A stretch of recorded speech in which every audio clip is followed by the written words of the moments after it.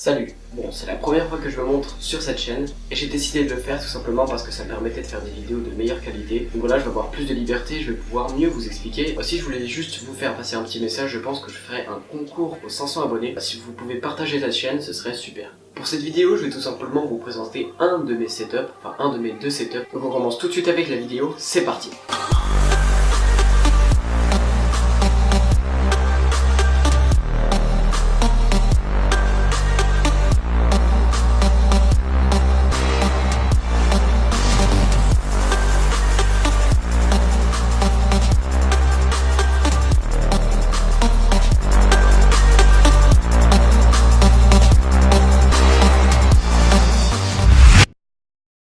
Donc pour commencer, on va parler de mon PC. Donc déjà le boîtier, c'est un Corsair Crystal Series 460X si je ne me trompe pas, RGB. Donc il est vraiment magnifique, il offre plein de possibilités, vous pouvez faire tout ce que vous voulez dedans. Par contre je trouvais les ventilateurs de base assez bruyants, donc je les ai changés et j'ai pris à la place les ML120 Pro de chez Corsair, en RGB aussi.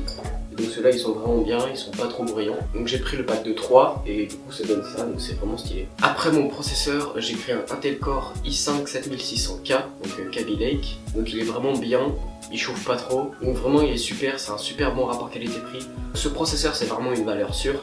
En l'achetant vous aurez pas de déception. Je le refroidis avec le water cooling, encore une fois de chez Corsair, le H100i Pro. Donc son bloc est RGB et donc il est synchronisé avec les ventilateurs que j'ai mis. Donc il y a plein d'effets d'éclairage, que ce soit sur le ventilateur ou sur le bloc d'éclairage. Par contre, petit souci, il est en 240 mm et j'ai pas fait attention et en fait ma RAM est trop grosse et du coup je peux pas installer le deuxième ventilateur. Donc voilà, c'est un peu con, j'avoue. Mais bon, il refroidit quand même super bien le processeur. Il dépasse jamais les 50 degrés, que ce soit pour faire le montage ou en jeu tout simplement. C'est juste parfait. Donc justement en parlant de ma RAM, j'ai pris 16 Go de chez KFA2, donc les Hall of Fame en blanche. Et donc c'est vraiment bien, je crois qu'elles sont en 2666 MHz. Si vous commencez et que vous savez pas quoi choisir entre 8 Go et 16 Go, je vous conseille quand même de prendre 8 Go. Le 16 Go c'est vraiment si vous avez le budget, si vous voulez un PC gamer pour débuter, 8 Go c'est vraiment bien. Après je vous conseille quand même de ne pas descendre en dessous, franchement 8 Go c'est le top. Ma carte graphique c'est une 1050 Ti 4 Go de VRAM de chez Asus. Elle fait super bien le taf, de toute façon la 1050 Ti c'est vraiment un rapport qualité-prix exceptionnel. Vous pourrez faire tourner presque tous les jeux, bon pas en ultra bien évidemment, mais pour commencer c'est autour des 150 €, c'est vraiment bien. Au niveau de mes périphériques de stockage, j'ai tout simplement un disque dur de 1 Tera de chez Seagate, je crois le Barracuda 1 Tera. Et aussi il y a pas longtemps j'ai acquis un petit SSD de 500 Go, donc le 970 Evo en M.2 et avec la spécification NVMe. Donc là je peux vous dire que le PC il démarre en 2 secondes. Je vais d'ailleurs vous faire un petit test en direct. Donc pour vous prouver que c'est vraiment rapide, je vais vous lancer en petit minuteur en même temps.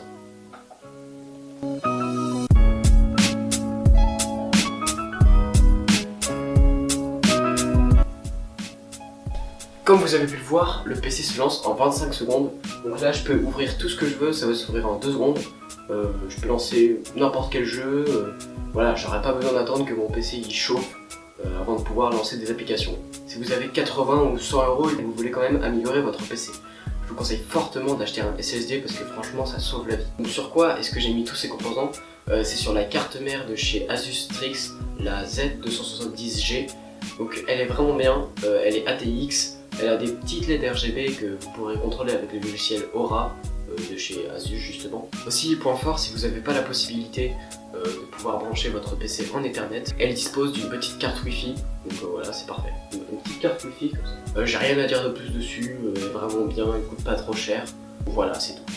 Donc j'alimente tous ces composants avec l'alimentation de chez Corsair, la RM650X je crois, donc elle est vraiment super et puis voilà j'ai rien d'autre à dire dessus. Au niveau de mes périphériques maintenant, pour jouer j'utilise tout simplement une manette de PlayStation 4 normale, noire, voilà c'est parfait. Donc je la branche en USB à mon PC et ensuite je lance le logiciel TS4 Tool qui permet tout simplement de tout gérer sur la manette, c'est assez dingue. Vous pourrez même gérer la couleur de l'éclairage. Ma souris c'est la G403 Prodigy de chez Logitech RGB en version filaire, elle est vraiment très ergonomique. Vous avez en plus un petit poids de 10 grammes à rajouter ou non comme vous le souhaitez. histoire que votre souris soit plus ou moins lourde.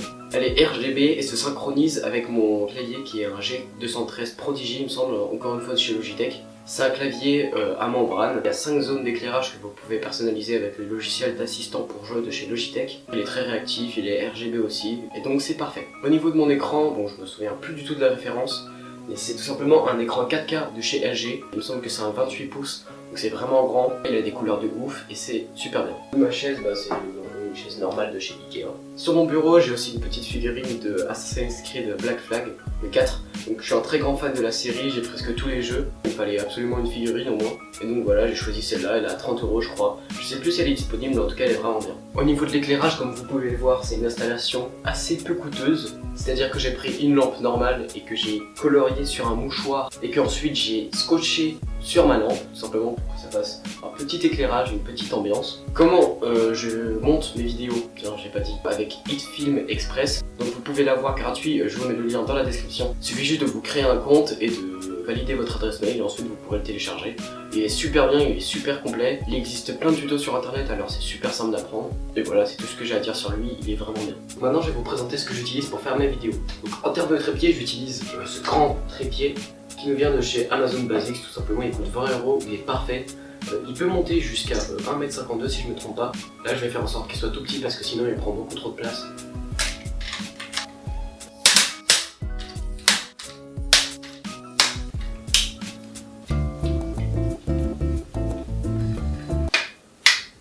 Et voilà, il a une petite manivelle comme ça qui va tout simplement permettre de faire des mouvements verticaux. Ensuite ici si on dévisse, on peut faire des mouvements horizontaux. On a une petite pièce comme ça qui va tout simplement venir se fixer sur la tête du trépied. Donc il y a une petite vis qui va sur presque tous les appareils photo, caméscope, etc. On ouvre ça, on clique et on ferme. Et c'est bon, je vous mets le lien dans la description parce que pour 20 €, il n'y a pas mieux. Maintenant, ma caméra et mon objectif. J'ai la chance d'avoir le Canon 7D Mark II et l'objectif 24-105 qui va avec. Après mon micro, j'utilise un petit micro Rode, je me rappelle plus du tout de la référence. Donc voilà, j'utilise tout simplement cette caméra pour filmer, voilà, etc. Elle est vraiment super. Et voilà, c'est tout pour cette présentation de mon setup. Si vous avez aimé, n'hésitez pas à mettre un pouce bleu et à vous abonner à ma chaîne YouTube, ça me ferait super plaisir. Quant à moi, je vous dis à bientôt pour de prochaines vidéos.